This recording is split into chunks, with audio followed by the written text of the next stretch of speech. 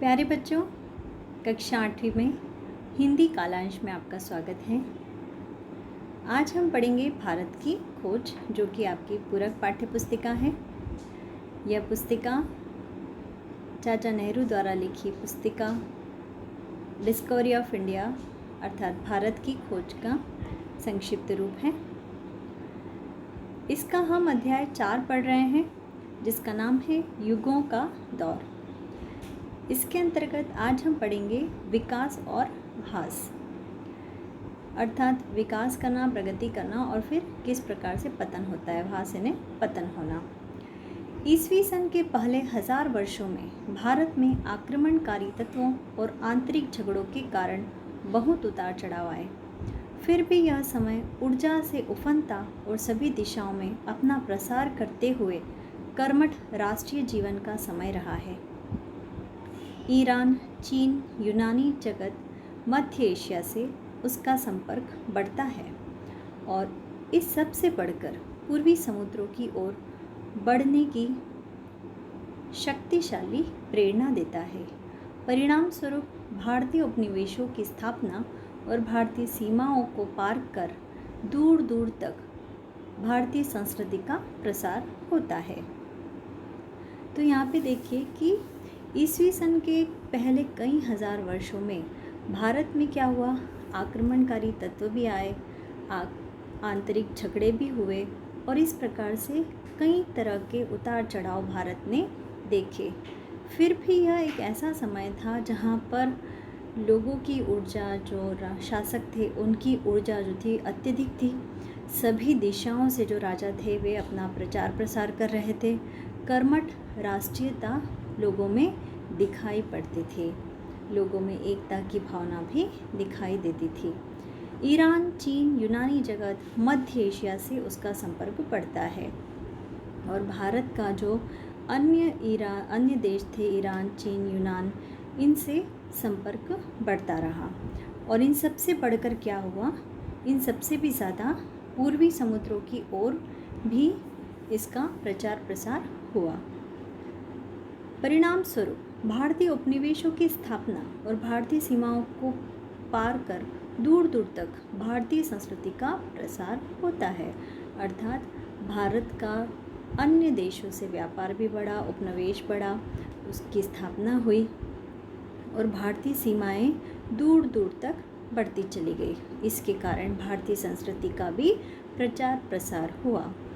इन हजारों वर्षों के बीच के समय में, यानी 4वीं शताब्दी के आरंभ से लेकर 6वीं शताब्दी तक गुप्त साम्राज्य समृद्ध होता है। यह भारत का स्वर्ण युग कहलाता है। हमने पहले भी पढ़ा कि भारत का जो स्वर्ण युग था वो कौन सा समय था, 4वीं शताब्दी से लेकर 6वीं शताब्दी तक का जो समय था वह गुप्त साम्राज्य का समय था। उस समय गुप्त साम्राज्य बहुत फला फूला और उसे कहा गया स्वर्ण युग। इस युग के संस्कृत साहित्य में एक प्रकार की प्रशांति, आत्मविश्वास और आत्माभिमान की दीप्ति और उमंग दिखाई पड़ती है। इस समय ही संस्कृत साहित्य का बहुत ज़्यादा प्रचार प्रसार हुआ। एक प्रकार की उसमें प्रशांति, उसमें जो आत्मविश्वास, उसमें आत्माभिमान, यह सब उसमें दिखाई देता है। स्वर्ण युग के समाप्त होने से पहले ही कमजोरी और ह्रास के लक्षण भी प्रकट होने लगते हैं। उत्तर पश्चिम से गोरे हुणों के दल आते हैं और बार बार वापस खदेड़ दिए जाते हैं, किंतु धीरे धीरे वे उत्तर भारत में अपनी राह बना लेते हैं और आधी शताब्दी तक पूरे उत्तर में अपने को राज सत्ता के रूप में प्रतिष्ठित कर लेते हैं। इसके बाद अंतिम गुप्त सम्राट मध्य भारत के एक शासक यशोवर्मन के साथ मिलकर बहुत प्रयत्न करके हुणों को बाहर करता है।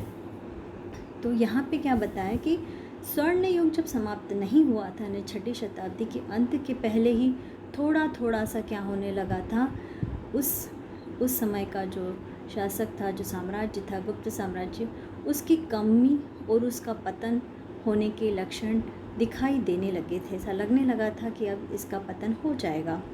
उत्तर पश्चिम से गोरे हुण जो थे वो दलों के दल आने लगे और उन्हें बार बार यहाँ के शासकों के द्वारा खदेड़ दिया जाने लगा, यानी उन्हें भगा दिया जाने लगा, गोरे हुनों को। लेकिन फिर भी धीरे धीरे करके वे क्या करने लगे, उत्तर भारत तक पहुँच ही गए और आधी शताब्दी के पूरे होने तक जो पूरा उत्तर भारत था उस पे उन्होंने अपना कब्ज़ा कर लिया। इसके बाद फिर से अंतिम गुप्त सम्राट मध्य भारत के एक शासक के यशोवर्मन के साथ, ये यशोवर्मन इसके साथ मिलकर उन्होंने क्या किया, फिर से उन हुणों को देश से बाहर निकाल किया। इस लंबे संघर्ष ने भारत को राजनीतिक और सैनिक दोनों दृष्टियों से दुर्बल बना दिया।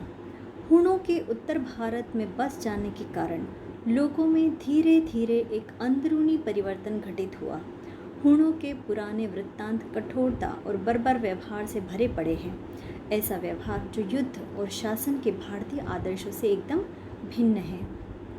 तो ये जो बार बार संघर्ष होते रहे हुणों के साथ, उसके कारण भारत का जो राजनीतिक और सैनिक ये दोनों प्रकार से क्या हुआ, जो भारत था वो कहीं ना कहीं कमज़ोर पड़ गया।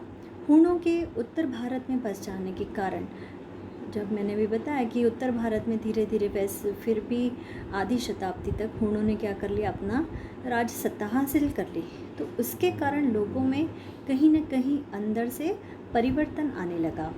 हुणों के पुराने वृत्तांत कठोर और बर्बर व्यवहार से भरे पड़े, अर्थात वे काफ़ी क्रूर हुआ करते थे, वे बिल्कुल भी व्यवहारिक नहीं थे, उनका व्यवहार बहुत ही कठोर था लोगों के प्रति, और वो ऐसा व्यवहार था जो भारत के जो युद्ध और शासन के प्रति जो आदर्श हैं उनसे बिल्कुल अलग था। 7वीं शताब्दी में हर्ष के शासनकाल में उज्जैनी, आधुनिक उज्जैन, जो गुप्त शासकों की शानदार राजधानी थी, फिर से कला, संस्कृति और एक शक्तिशाली साम्राज्य का केंद्र बनती है। लेकिन आने वाली सदियों में वह भी कमज़ोर पड़कर धीरे धीरे खत्म हो जाती है। 9वीं शताब्दी में गुजरात का मिहिर भोज उत्तर और मध्य भारत में छोटे राज्यों को मिलाकर एक संयुक्त राज्य कायम करके कन्नौज को अपनी राजधानी बनाता है। यहाँ पे देखिए, जो अंतिम शासक हिंदू सम्राट था भारत का, हर्षवर्धन, और उज्जैनी जो कि आज जिसे हम उज्जैन कहते हैं, तो जो शासक था 7वीं शताब्दी में, उसने क्या किया कि गुप्त शासकों की उसने एक शानदार राजधानी बनाई जिसे हम कहते हैं उज्जैन। उज्जैन में, और उज्जैन जो था वह कला और संस्कृति का एक साम्राज्यिक शक्तिशाली साम्राज्य का केंद्र बन गई। लेकिन आने वाली सदियों में वह भी क्या हो गया, कमज़ोर पड़ गया। धीरे धीरे क्या हुई, जो राजधानी थी वह भी बर्बर हो गई। 9वीं शताब्दी में गुजरात का एक शासक मिहिर भोज उत्तर और मध्य भारत में छोटे राज्यों को मिलाकर एक संयुक्त राज्य कायम करके कन्नौज को उसने क्या किया, अपनी राजधानी बनाया। और एक बार फिर साहित्यिक पुनर्जागरण होता है, जिसके प्रमुख व्यक्तित्व राजशेखर हैं। 11वीं शताब्दी के आरंभ में एक बार फिर एक दूसरा भोज सामने आता है जो बहुत पराक्रमी और आकर्षक है, और उज्जैनी फिर एक बार बड़ी राजधानी बनती है। तो जो राजा मिहिर भोज था उसके कारण क्या हुआ, फिर से साहित्यिक पुनर्जागरण हुआ, और उसका प्रमुख व्यक्तित्व कौन था, राजशेखर था। 11वीं शताब्दी की शुरुआत में ही एक और दूसरा शासक जो कि भोज जिसका नाम था, वो बहुत ही पराक्रमी और आकर्षक राजा था। उसने उज्जैनी को, यानी उज्जैन को, आधुनिक उज्जैन को फिर से एक बड़ी राजधानी का दर्जा दिया।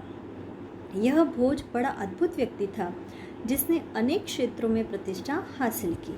वह व्याकरण और कोशकार था, साथ ही उसकी दिलचस्पी भेषज और खगोल शास्त्र में भी थी। तो जो राजा भोज था यह बहुत ही ज़्यादा क्या था, अद्भुत व्यक्ति था, बड़ा ही अनोखा व्यक्ति था। इसको बहुत सारे क्षेत्रों में प्रतिष्ठा हासिल थी, और यह व्याकरण यानी जो व्याकरण का निर्माण करते हैं, शब्दकोश का निर्माण करते हैं, वह भी था। उसको भेषज और खगोल शास्त्र में, यानी ग्रहों की स्थिति जानने में, इस प्रकार के विषयों में भी बहुत उसको दिलचस्पी थी, बहुत ज़्यादा रुचि थी। उसने इमारतों का निर्माण कराया और कला एवं साहित्य का संरक्षण किया। वह स्वयं कवि और लेखक था, जिसके नाम से कई रचनाएं मिलती है। उसका नाम महानता, विद्वत्ता और उदारता के प्रतीक के रूप में लोक कथाओं और किस्सों का हिस्सा बन गया है। तो ये जो भोज था, जो एक शासक था, उसने कई इमारतों का निर्माण भी करवाया। उसने कला और साहित्य का संरक्षण भी किया, अर्थात कला और साहित्य का बचाव भी किया, उसको आगे तक फैलाया। वह स्वयं क्या था? वह कवि भी था, लेखक भी था और उसने कई रचनाएं भी लिखी। वो एक महान व्यक्तित्व था, बहुत ही विद्वान था, बहुत ही उदार था और कई लोक कथाओं में महानता के कारण विद्वत्ता और उदारता का प्रतीक भी वह बना। इन तमाम चमकदार टुकड़ों के बावजूद एक भीतरी कमजोरी ने भारत को जकड़ रखा है, जिससे उसकी राजनीतिक प्रतिष्ठा ही नहीं बल्कि उसके रचनात्मक क्रियाकलाप भी प्रभावित होते दिखाई पड़ते हैं। अब चमकदार टुकड़े अर्थात ऐसे बहुत सारे विद्वान शासक आए जिन्होंने बड़े बड़े काम किए, कला और संस्कृति का संरक्षण किया। तो ये बहुत अच्छी चीज़ें हुआ करती थी, बहुत अच्छे अच्छे शासक हुए। लेकिन कहीं ना कहीं भारत क्या था, भीतरी रूप से क्या हो रहा था? कमज़ोर हो रहा था।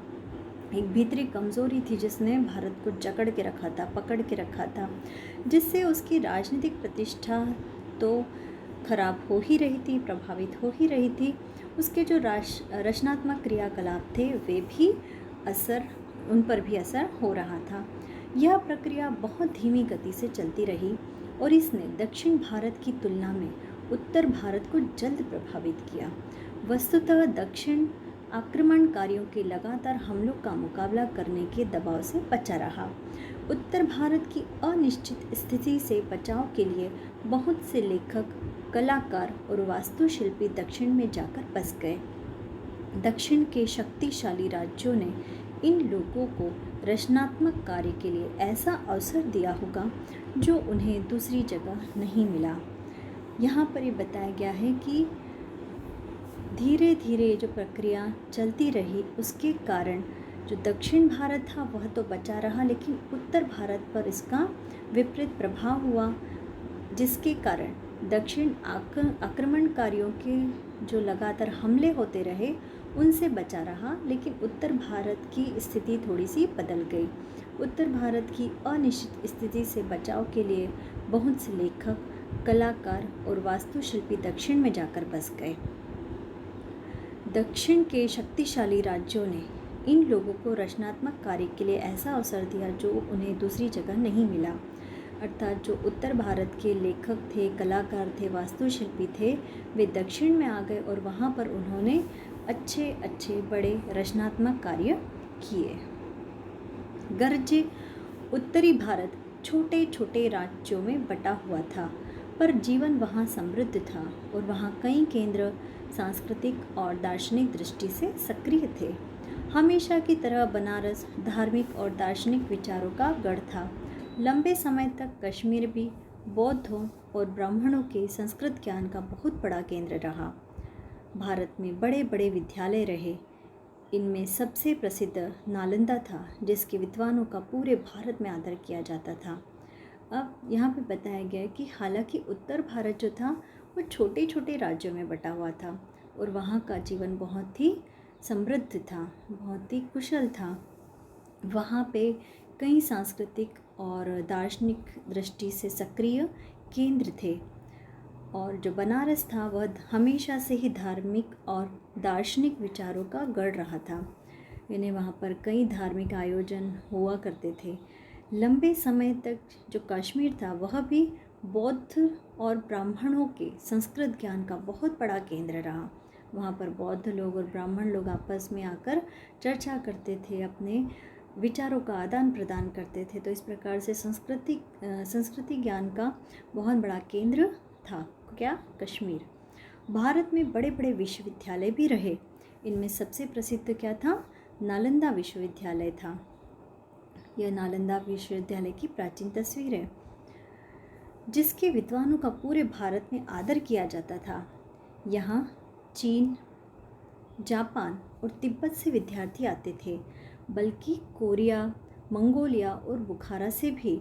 तो नालंदा एक बहुत ही प्रसिद्ध विश्वविद्यालय उस समय हुआ करता था, जहाँ पर चीन, जापान, तिब्बत, कोरिया, मंगोलिया, बुखारा आदि सभी जगहों से विद्यार्थी आते थे। धार्मिक और दार्शनिक विषयों, बौद्ध और ब्राह्मण दोनों के अनुसार कि यहाँ के विषयों के अलावा दूसरे विषयों की शिक्षा भी दी जाती थी। कला और वास्तुशिल्प के विभाग थे, वैद्यक का विद्यालय था, कृषि विभाग था, डेयरी फार्म था और पशु थे। विदेशों में भारतीय संस्कृति का प्रचार ज़्यादातर नालंदा के विद्वानों ने किया है। तो यहाँ पे नालंदा की बात जो हम कर रहे हैं, वहाँ पे बहुत ही विद्वान लोग थे, जिनके कारण यहाँ पे धार्मिक और दार्शनिक विषयों का भी शिक्षण दिया जाता था, कला का शिक्षण दिया जाता था, वास्तुशिल्प के यहाँ पे विभाग थे, वैद्यक का विद्यालय था, कृषि विभाग भी था यहाँ पर, डेयरी फार्म था, पशु थे। ये सब होने के कारण जो बाहर दूसरे देशों के विद्यार्थी थे वे इस और आकर्षित होते थे, यहाँ आते थे और यहाँ से विद्या ग्रहण करते थे। और इसी के कारण विदेशों में भी भारतीय संस्कृति का प्रसार होता रहा। इसके अलावा बिहार में आजकल के भागलपुर के पास विक्रमशिला और काठियावाड़ में वल्लभी विद्यालय थे। गुप्त शासकों के समय में उज्जैनी विश्वविद्यालय का उत्कर्ष हुआ। दक्षिण में अमरावती विश्वविद्यालय था। तो यहाँ पर जो नालंदा विश्वविद्यालय हमने पढ़ा, उसके बाद ये विश्वविद्यालय भागलपुर के पास जो है, और ये वल्लभी विश्वविद्यालय। तो वल्लभी विश्वविद्यालय या बिहार के पास, भागलपुर के पास विक्रमशिला विद्यालय, काठियावाड़ी वल्लभी विश्वविद्यालय, ये सब उस समय हुआ करते थे। और गुप्त शासकों के समय में जो उज्जैनी था वह भी विश्वविद्यालय का केंद्र हुआ। दक्षिण में अमरावती एक विश्वविद्यालय था। जो जो सहस्त्राब्दी समाप्ति पर आती है, यह सब सभ्यता के तीसरे पहर जैसा लगने लगता है। दक्षिण में अब भी तेजस्विता और शक्ति शेष थी और वह कुछ और शताब्दियों तक बनी रही, पर ऐसा लगता था जैसे हृदय स्तंभित हो चला हो, उनकी धड़कनें मंद होने लगी हों। 8वीं शताब्दी में शंकर के बाद कोई महान दार्शनिक नहीं हुआ। शंकर भी दक्षिण भारतीय थे। ब्राह्मण और बौद्ध दोनों धर्मों को ह्रास होने लगता है और पूजा के विकृत रूप सामने आने लगते हैं, विशेषकर तांत्रिक पूजा और योग पद्धति के भ्रष्ट रूप। तो इन विद्यालयों के पास सहस्त्राब्दी जो सहस्त्राब्दी समाप्ति पर होती है, यानी 1000 वर्ष जो है वो ख़त्म होने लगते हैं, यहाँ पर सभ्यता का तीसरा पहर शुरू होने लगता है। दक्षिण में अब भी क्या था, तेजस्विता और शक्ति की कमी थी और वह कुछ और शताब्दियों तक बनी रही, पर ऐसा लगता था जैसे हृदय स्तंभित हो चला हो, जैसे हृदय का जो स्पंदन है, जो हृदय का धड़कना है, वह कम होने लगा है, धड़कनें मंद होने लगी है। 8वीं शताब्दी में शंकर जो थे वे महान दार्शनिक हुए। वे दक्षिण भारतीय थे। ब्राह्मण और बौद्ध दोनों ही धर्मों का धीरे धीरे पतन होने लगा और पूजा के विकृत रूप, अलग अलग रूप सामने आने लगे।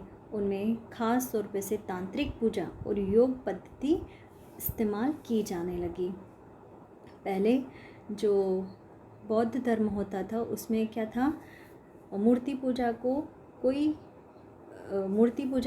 को नहीं माना जाता था, लेकिन फिर धीरे धीरे क्या होने लगा, ब्राह्मण और बौद्ध धर्म का पतन होने लगा और पूजा के अलग अलग तरीके जो सही भी नहीं थे उनका भी इस्तेमाल होने लगा। तो तांत्रिक पूजा और योग पद्धति के भ्रष्ट रूप सामने आने लगे।